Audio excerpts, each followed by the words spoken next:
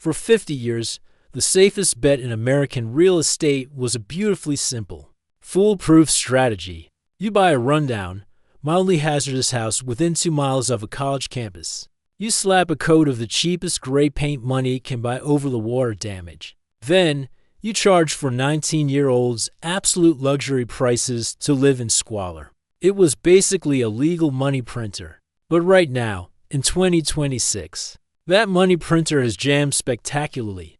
The student housing market has officially crashed headfirst into something economists casually refer to as the demographic cliff. That is the polite, academic term. What local landlords and overly leveraged real estate developers call it involves a lot more profanity. We are talking about luxury student megacomplexes turning into absolute ghost towns. We are talking about desperate property managers handing out massive rent discounts just to stop the bleeding. If you ever wanted to live in a building with a rooftop pool and a bouldering wall for the price of a suburban strip mall apartment, you clicked on the exact right video. Here's why this matters right now, and why the housing market in college towns is acting so weirdly. For the last 10 years, Wall Street investors and private equity funds looked at higher education and saw an infinite gold mine. They assumed university enrollment would just go up forever. So, developers rushed in and built tens of thousands of luxury student apartments all over the country. They took out billions in institutional debt to construct buildings with ridiculous amenities, like golf simulators, resort-style pools, and fully stocked espresso bars. They expected students to pay premium city prices to live in a small town. And for a while, it worked, but reality finally caught up. First, we hit the demographic cliff, which is just a fancy way of saying the birth rate dropped years ago. And now there are simply fewer 18-year-olds graduating from high school. Second, international student enrollment has absolutely plummeted. Stricter visa policies and changing global politics triggered a massive drop in foreign students coming to the U.S. across the country. An estimated 150,000 fewer international students are expected, marking a devastating 40% drop from previous years. People outside of these towns totally misunderstand the economic gravity of this situation. They think a college town is just a place with a few extra dive bars and a nice bookstore. But in reality, the university is the entire economic engine. When students stop showing up, the local economy suffocates. Local coffee shops lose their morning rush, pizza places lay off drivers, and property values start to slide. While massive flagship state universities with giant football programs are doing fine, mid-tier and regional colleges are getting absolutely crushed. As enrollment drops, those luxury student apartments risk becoming empty ghost towers, unable to generate the revenue needed to cover their massive debt. And when developers get scared, rent prices plummet. So let us look at exactly where this is happening. Here are 12 college towns where the enrollment bubble has popped, and rent is suddenly very, very negotiable. Number 12, Macomb. Illinois' Macomb is exactly what happens when a town's entire business model is based on an institution that essentially loses half of its customers. Western Illinois University used to be a bustling regional academic hub, but it has lost nearly half its students since 2010 because of this massive enrollment drop. Rent for a standard two-bedroom apartment that used to confidently ask around $900 a month is now dropping into the $600 to $700 range as landlords panic. The lifestyle in Macomb used to be defined by that classic, vibrant Midwestern college town energy. But today, the decline is physically visible everywhere you look. An 800-student residence hall that used to be packed is now literally serving as a training ground for police drills. Think about that for a second. The downside here is incredibly steep. As the student population vanishes, the town's vitality goes with it, causing local businesses like the Sullivan Taylor Coffee House to struggle just to stay afloat. Congratulations on scoring a cheap lease. Just be aware that your new neighbor is a SWAT team practicing room clearing techniques. Number 11, Oxford, OHIOAH, Oxford. This town was once the glittering jewel of international tuition money, but now it is the ultimate poster child for geopolitical blowback. Miami University has been hit incredibly hard by the drop in international enrollment, a shortfall estimated to have cost the local economy roughly $140 million in tuition, housing, food, and associated spending. Because of this sudden vacuum, off-campus property owners who comfortably charge $1,000 to $100 a bedroom are aggressively dropping rents closer to $800 or $900 to avoid foreclosure. Oxford still offers a gorgeous, historic campus environment that feels like a movie set. It is an idyllic place to walk around on a crisp autumn morning. But the trade-off for your newly affordable rent is a deep cultural and economic hollowing out of the community. The international students kept the local businesses alive and brought global diversity to an otherwise quiet Ohio town. Who knew that restrictive federal visa policies would accidentally become the most effective rent control program in Ohio history? Number 10. Athens. Ohio. Athens used to be the quintessential party school paradise. But apparently Gen Z prefers staying home and watching TikTok over paying out-of-state tuition to drink cheap beer in the Appalachian foothills. Enrollment slides over the last decade have left a massive surplus of off-campus housing sitting totally vacant. 4-bedroom campus-adjacent houses that used to command $2,400 a month total are quietly being listed for $1,600. As property management companies realize the glory days are over. It is still nestled in a beautiful, rolling landscape, offering a picturesque brick-lined downtown that looks fantastic in an admissions brochure. The music scene and local arts culture are genuinely great. However, the downside is that Athens is incredibly isolated geographically. If the university shrinks much further, the local economy does not have a massive secondary industry to fall back on. It is a fantastic place to sign a very cheap lease, assuming you do not mind the fact that your landlord might openly weep during the property tour. Number 9. Morgantown. West Virginia. Morgantown is currently offering a masterclass in what happens to local real estate when a university's budget gets slashed with a metaphorical machete. Following massive academic program cuts and a highly publicized financial crisis at West Virginia University, student numbers are contracting fast. Luxury off-campus apartments that were aggressively pushing $1.100 per bed are suddenly seeing extreme vacancy rates. Now you are seeing desperate concession specials everywhere. You still get the wild mountain town energy and the legendary, highly chaotic spirit of WVU game days. The outdoor recreation access around Morgantown is legitimately world-class. But the downside is undeniable. The university gutted a massive chunk of its academic offerings, meaning the town's overall intellectual and economic gravity is actively shrinking. Come for the deeply discounted luxury student housing, and stay because your degree program was unexpectedly discontinued halfway through the semester. Are any of you currently living in these towns? Drop a comment below and let me know if your local coffee shop is empty, or if your landlord is actually returning your calls for once. Number 8. Carbondale. Illinois. Carbondale has been playing the shrinking college town game longer than anyone else on this list. They were experiencing demographic cliffs before it was cool. Southern Illinois University has been in a long-term enrollment free fall for years, which means the local housing market is ridiculously oversupplied. You can easily rent a spacious 2-bedroom apartment near campus for between $650 and $800 a month, which in today's economy feels almost illegal. The lifestyle actually has a lot going for it if you love the outdoors. The town sits right near the Shawnee National Forest, meaning the hiking, camping, and lake access is incredible for anyone who actually likes nature, instead of just pretending to on social media.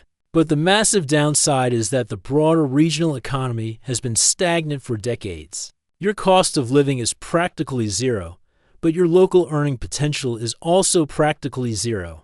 It is the absolute perfect place to live affordably, assuming your 10-year career plan is to become a forest hermit who occasionally uses the university library. Number 7. Pullman. Washington. Pullman is located in the middle of absolute nowhere. This is perfectly fine when 20,000 students are trapped there with you, but highly alarming when those students start disappearing.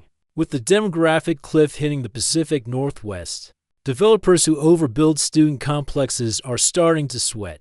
Rents that hovered firmly around $900 for a one-bedroom apartment are completely stagnating. Property managers are literally throwing in free parking passes and grocery gift cards just to secure a 12-month lease. The lifestyle gives you endless rolling wheat fields, a fiercely loyal local culture, and a town that lives and breathes college sports. The community is tight-knit because it has to be. But when I say Pullman is isolated, I mean it in the most literal sense. If the local economy dips because of university enrollment issues, your nearest economic lifeboat is basically in a different time zone. Enjoy the cheaper rent and the free Amazon gift card. You will definitely need it to buy basic goods since the nearest major shopping mall is basically a mirage. Number 6. Eugene. Oregon-Eugene developers completely assumed there was an infinite supply of tech parents willing to pay Silicon Valley prices for their kids' college dorm room. They guessed wrong. There has been a massive overbuild of luxury student housing in Eugene. The kind of insane buildings that feature rooftop pools and golf simulators. And now vacancy rates are creeping up fast. Rents that were pushing $1.500 per room just a few years ago are being slashed with massive move-in specials. Because those luxury dorms risk becoming ghost towers. The lifestyle here is amazing. It is a beautiful, green, hyperactive town perfect for runners, artists, and people who own entirely too much Patagonia gear. It is the track and field capital of the world. The trade-off is that the weather is relentlessly gloomy for 8 months of the year, and the broader city is grappling with serious affordability and housing crises just outside the university bubble. You can finally afford a luxury apartment with a private bouldering wall, which is great because you will need to climb it to escape the existential dread of the local job market. Number 5. State College. Pennsylvania State College built so many luxury student high-rises in the last 5 years that the downtown skyline looks like a deeply boring, academic version of Dubai. Developers overbuilt these massive projects under the assumption of endless, uninterrupted enrollment growth. Now, the supply has vastly outstripped the demand. Standard off-campus apartments that tried to boldly charge $1,000 to $100 a bed are quietly negotiating down to $900, or offering 2 months of free rent just to hit their occupancy quotas. The town is affectionately called Happy Valley for a reason. It offers a massive, self-contained cultural bubble with world-class sports, great bars, and endless alumni wealth pouring into the local ecosystem. But the downside is that State College is entirely a company town. If you are not affiliated with the university or the local hospital system, you are effectively a ghost haunting a football stadium. It is a beautiful renter's market right now, assuming your lifelong dream is to live in a poorly constructed high-rise overlooking a vast, rolling sea of empty red Solo cups. By the way, if you are enjoying this breakdown of real estate absurdities, hit the like button. It tells the algorithm to show this to more people, and it helps me justify spending my weekends reading demographic data. Number 4. East Lansing. Michigania's Lansing is the exact place where corporate developers finally learned that charging luxury prices in a state known for its harsh, unforgiving winters actually has a mathematical upper limit. Over the past few years, median monthly rents spiked 20% to over $1,350. But the market finally hit a brick wall. New developments are struggling to fill beds, leading to secret rent reductions and incredibly desperate leasing agents trying to lock down tenants. It is a classic Big Ten town with intense school pride, a sprawling, gorgeous campus, and a surprisingly robust local food scene.